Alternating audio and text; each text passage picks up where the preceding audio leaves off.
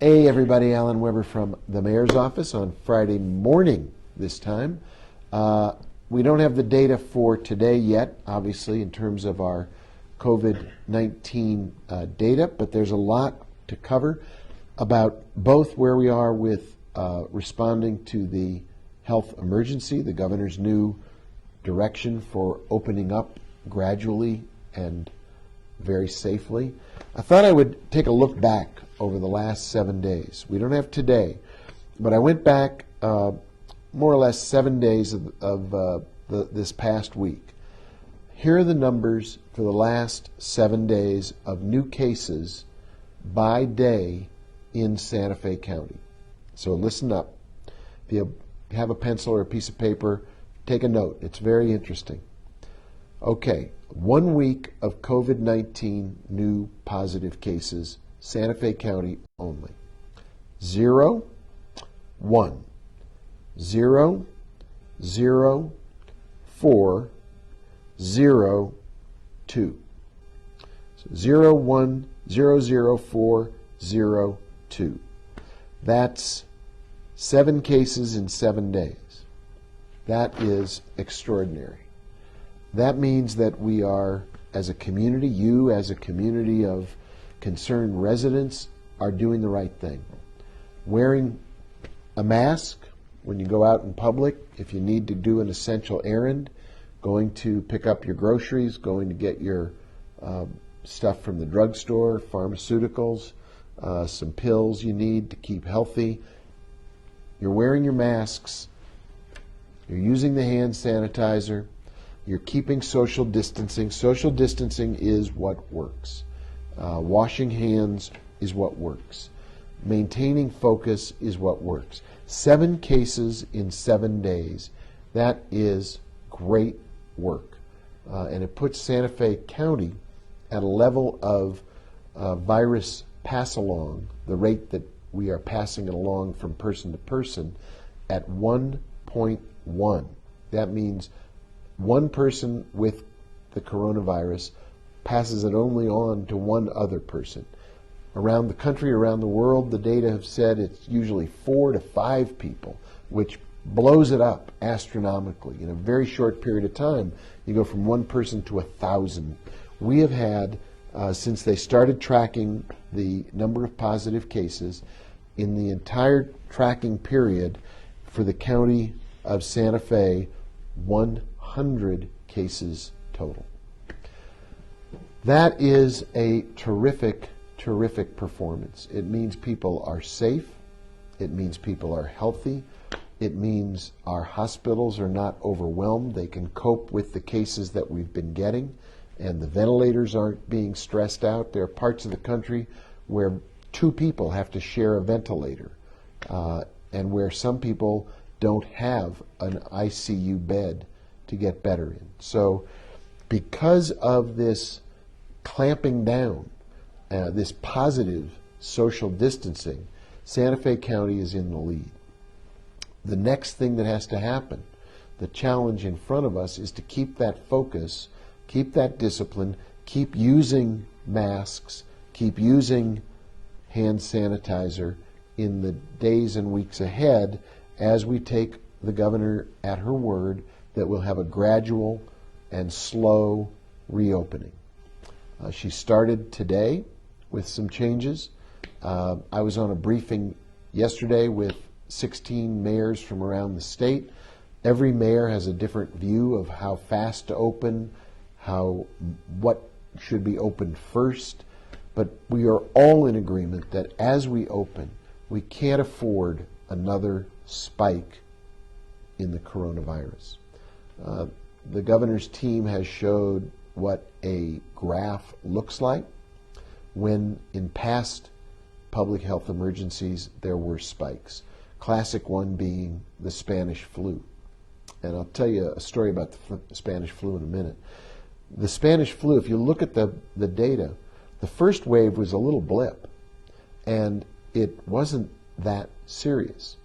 And apparently, according to the doctor on the call yesterday, one city in America was so relieved when that first wave passed, they held a parade in the middle of the city, and people came from all over town to march in the parade to celebrate the end of the Spanish flu. You can guess what happened next. The second wave was the one that claimed so many lives. And I was thinking about this overnight. My dad had an older brother named Sam. I never got to meet Sam. He was apparently, according to my father, kind of the star of the family. He was the best athlete, the best looking, the best student. The reason I never got to meet my Uncle Sam was he was killed by the Spanish flu. So when I think back to how personal these kinds of epidemics are, they take people away from us who we could have learned from, could have loved, could have actually had fun with. This case right now in northern New Mexico, in particular in Santa Fe County, we have had 0 COVID-19 related deaths. That to me is the single most important number, 0. We've got to maintain that focus on human life, even as we begin this process that the governor has talked about of reopening the economy. So we'll be looking at new protocols to go forward to be safe. We may end up, as some other communities have had, with an ordinance saying, fine, we'll reopen our economy, but anytime you go out in public, whether it's to go for a hike, go to a store, begin to go back into restaurants with social distancing, if you go out, by ordinance, you have to wear a mask. Many cities have adopted that already. We may do that here in Santa Fe. We may end up with signs in our store windows saying, this store practices COVID-safe practices, has COVID-safe protocols for employees, for customers, for guests. We may have hotels following COVID-safe practices so that you know that if you go there, the room has been vacant for 3 days before you move into it as a guest or as your guests who come to Santa Fe. We'll have COVID-safe practices for all parts of our lives, riding on a bus, going for a hike, going to the supermarket. We'll continue to have COVID-safe practices. Taking your family out for an outing, having a birthday party, something that we used to take for granted, we will have to have COVID-safe practices as we reopen so we don't have that kind of a huge second spike.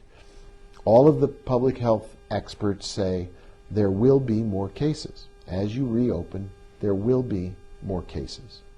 The question is, how many, how severe, and can we keep, as a community, our focus, our discipline, our eye on the public health emergency as we look at rebuilding, rebooting, rebounding our economy.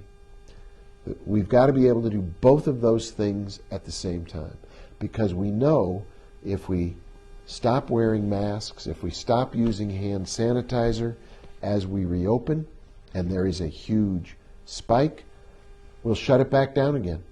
For 60 days, we'll go back into this period that we're now gradually coming out of, and we will have failed the test of character and of compassion and of empathy.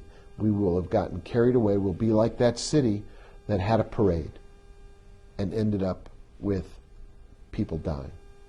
So keep that in mind. It's good news that we can begin to assemble some new practices, some new protocols for playing the sports we miss, getting back out on the golf course, the tennis court, the basketball courts. All of that will gradually reopen. But imagine now you're playing golf wearing a mask. You're playing tennis with a mask. You're playing some hoops with a mask. That may very well be where we are. Rather than 5-on-5 basketball, it may have to be 3-on-3 as we try to gradually see our way into a reopening of economy, social life, other practices, but we do it in a way where we're not going to see a loss of life in Santa Fe County. All right, other items. Some more good news coming our way. Starting a week from today, streaming at 7 p.m. is Virtual Lemonade. If you got lemons, make lemonade. Lemonade is coming our way. It is a fundraiser. It's a fundraiser. There'll be artists, there'll be poets, there'll be musicians. My friend Brian Hardgroove performing late of Public Enemy. We've got people writing poetry. We've got Ali McGraw. We've got Dancing Earth. We've got the African Chorus from the United World College. I've heard them sing. They are spectacular, lively, uplifting. All in all, it's going to be a great event or series of events. It'll be streaming for free starting May 8th, 7 p.m. Put it on your calendar. You'll find the website as they're ready to reveal the time and place, but get ready to have some fun and make some contributions through the website, through the app, so that we help support our local artists, people who give us art, culture, entertainment, dance, poetry, all the things we value here in Santa Fe so much that makes Santa Fe the envy of the world. That's on tap starting next week, 7 p.m. Lemonade, Virtual Lemonade.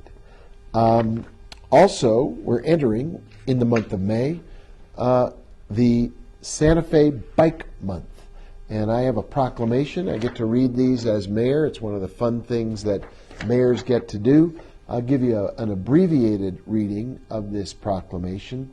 Whereas the World Health Organization recommends bicycling during the COVID-19 outbreak wherever feasible because it provides physical distancing while helping get daily physical activity. And whereas bicycling is good for the mind, body, soul, and environment, is a low-cost form of exercise and transportation and improves health.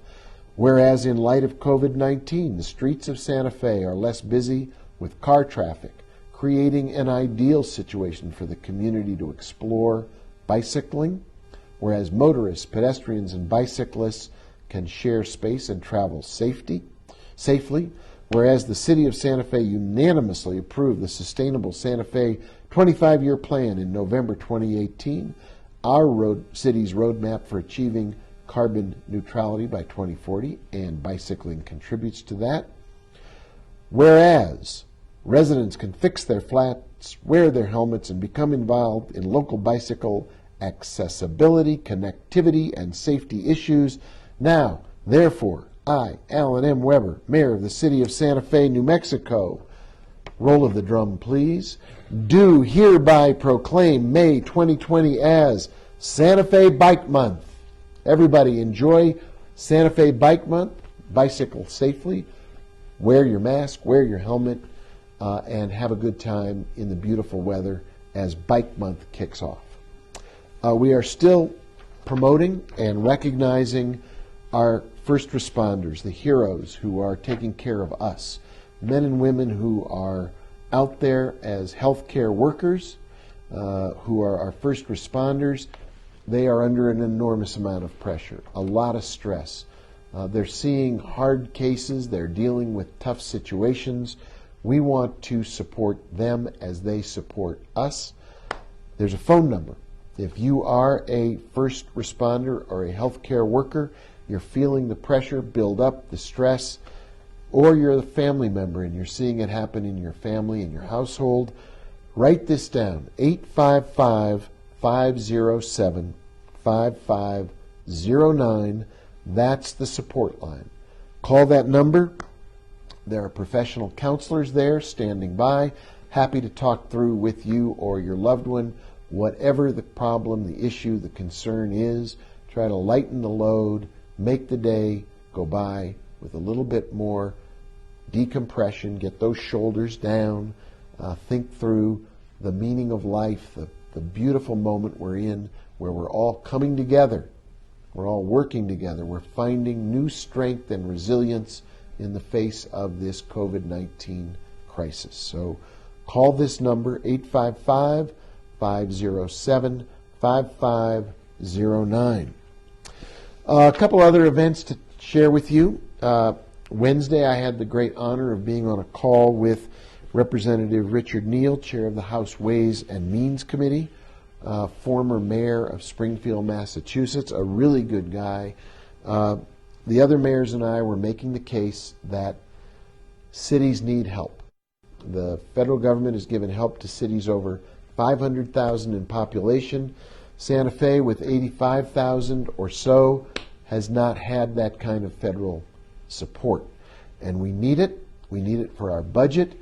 We need it to rebuild our economy. And the last words I said to Representative Neal, which I believe are absolutely the heart of the matter, is that as cities have been the place where we've confronted the COVID-19 crisis and made the sacrifice to shut down, stay home, do the right thing, wear masks, wash hands, practice social distancing, just as cities have been the place where we've worked the hardest to break the back of the coronavirus, the financial and economic recovery of the United States of America begins with the cities of the United States of America.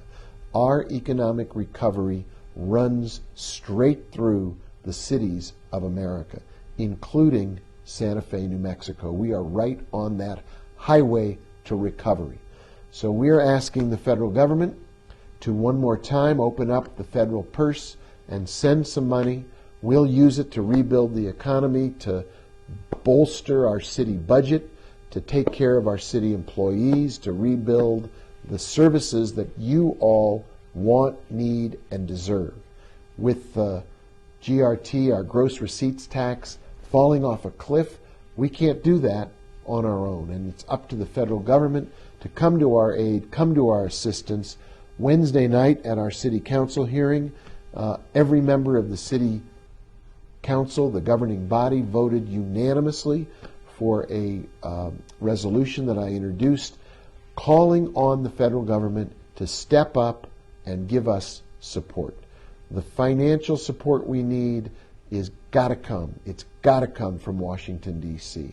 And as it arrives and as we do this safe reopening with the governor's guidance, with the help of our business community and our health community, we're going to see the beginnings of a recovery. Nationally, a recovery comes through cities like Santa Fe.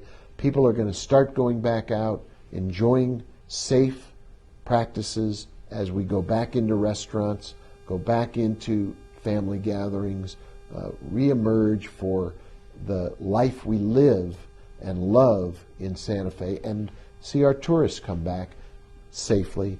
That will rebuild the economy, but it's got to happen with the federal government's help.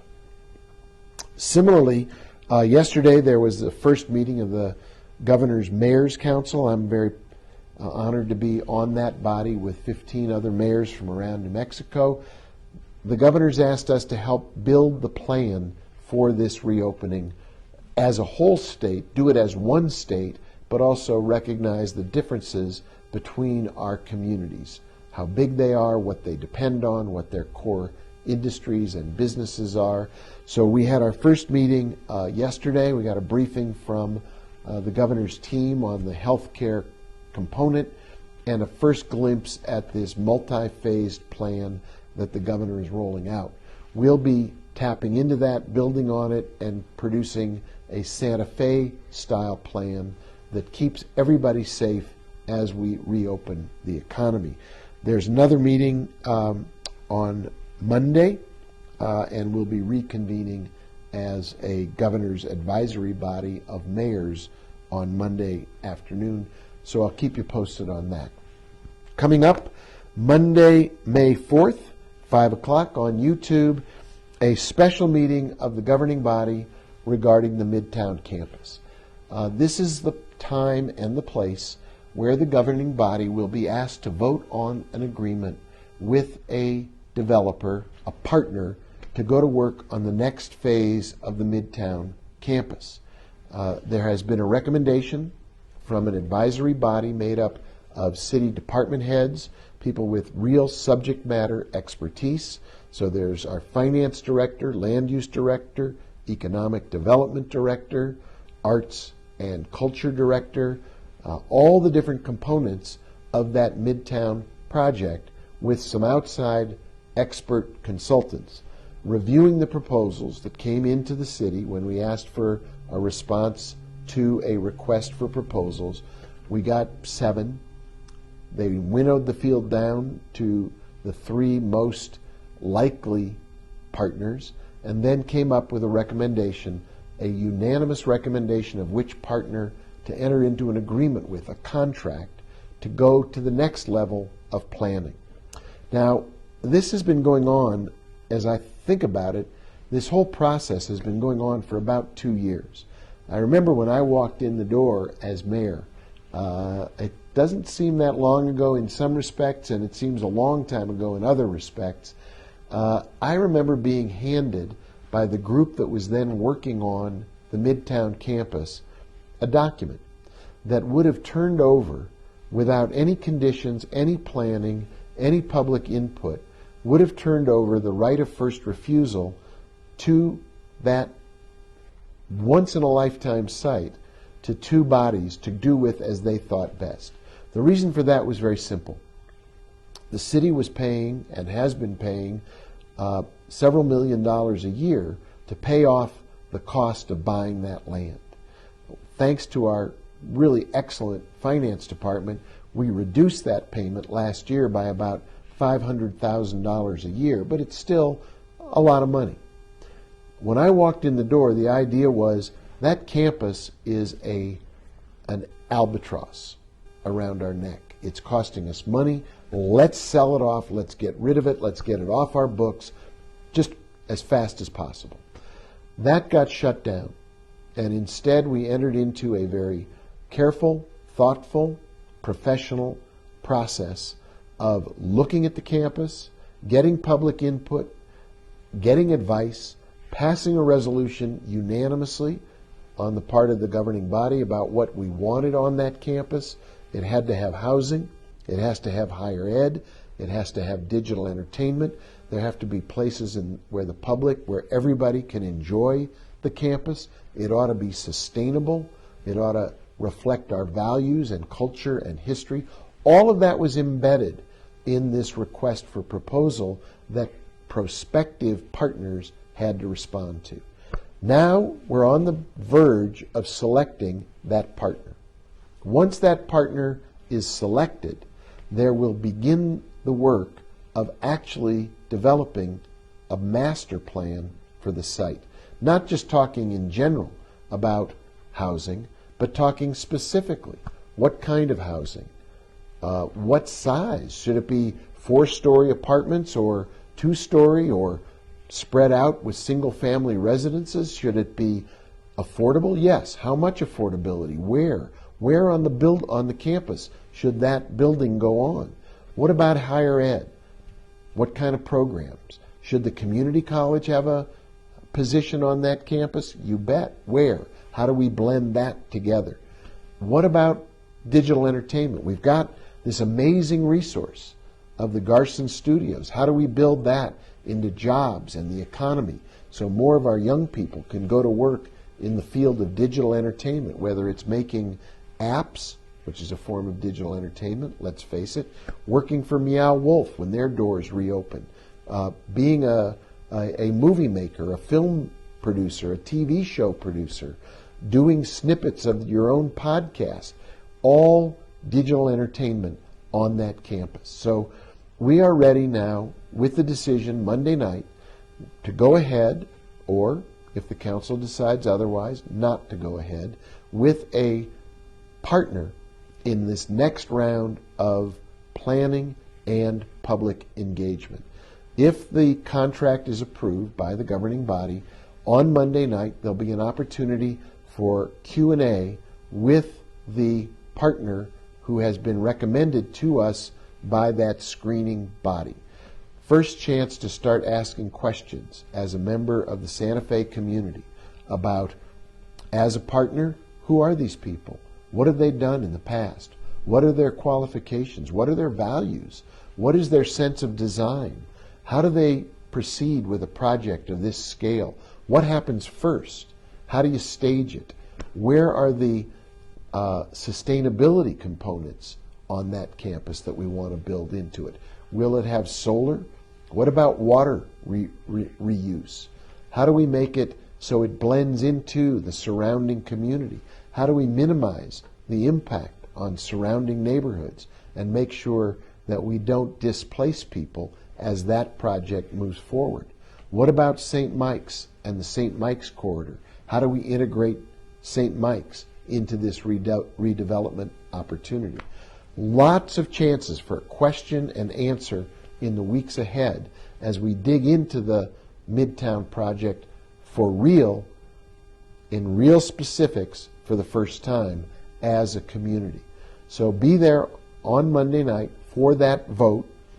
I'm very hopeful we will really go forward with this project. I think right now, with the economy the way it is and our need to rebuild our job base for our young people who live in Santa Fe, for our existing businesses to rebound, the best opportunity we have to rebound, rebuild, and reboot our local economy and diversify it so the next time there's a downturn, we don't fall into this financial pit because we're so dependent on tourism.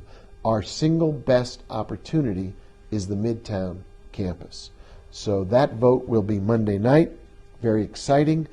Should we move forward with a partner, we can get down to actually developing a master plan and go to work on the next phase with the community, with community groups, community input, community engagement for the next phase of the Midtown development.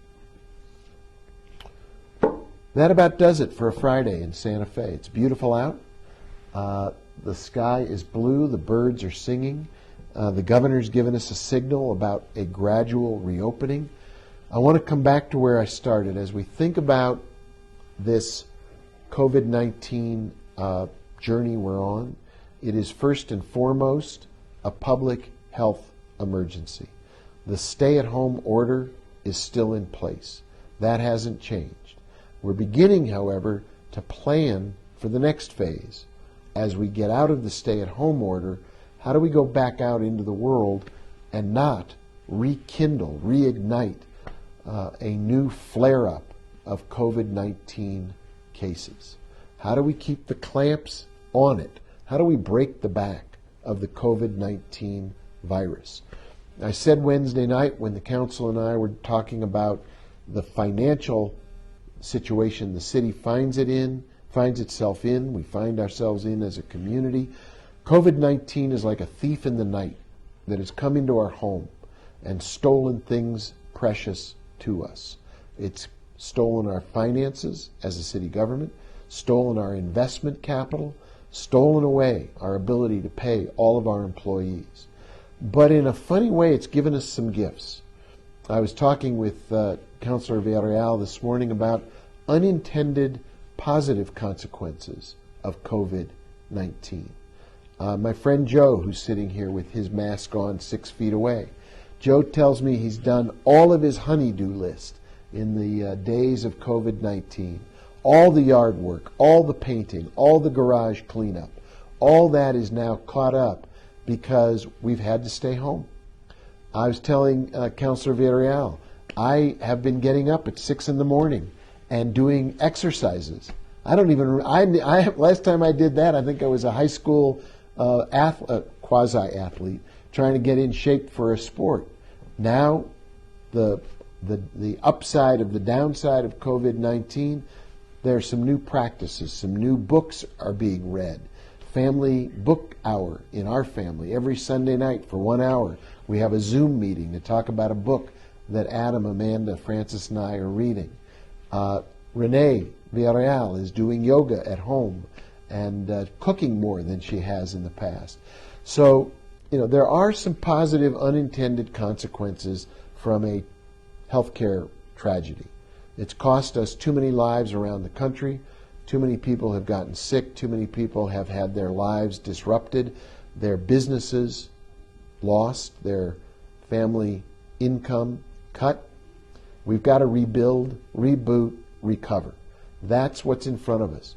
But as we rebuild and recover financially, Well, let's not lose the good things we've started to do, the time for self-care that we've begun to develop, the slower pace of life that gives us a chance to appreciate the beautiful place we get to live, the blessed place we are happy to call home, the time we get to spend with family.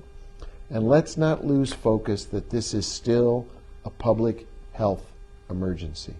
If we go back out into public, if we go back out to a restaurant, even if it's metered and how many people can be in the room and the tables are 6 feet across, 6 feet apart, we can do all of that. But if we don't wear masks, wash our hands, practice safe social distancing, cough or sneeze into the crook of our arm rather than putting germs out into the public area, if we aren't careful about what we do next, we will be back in another 60-day quarantine. So let's take this challenge as an opportunity to continue this remarkable record of performance that Santa Fe has put up as our response to COVID-19. Let's go back to the numbers for the last 7 days. 1, 0, 0, 4, 0, 2. If we can get it down below 1 case per person, that an individual who has it passes it along, we will be below the threshold of COVID-19 spread. That should be our goal. We're very close to reaching it. We're very close to starting to reopen. Let's do both things at the same time. Let's break the back of the COVID-19 virus and demonstrate that as a city, as a county, as a community, we've got the courage, the discipline, the focus, the compassion, the empathy for each other so that we can both reopen, rebuild our economy, reboot those jobs, and also keep COVID-19 underneath that 1%, 1-person spread number. If we can do that, we will demonstrate the character of Santa Fe for years to come. Thanks for watching. Thanks for listening. Thanks for all you've done to keep the spread of COVID-19 from taking over our community. In the weekend ahead, please stay safe, stay healthy, and still, to the greatest extent possible, stay home. Thank you.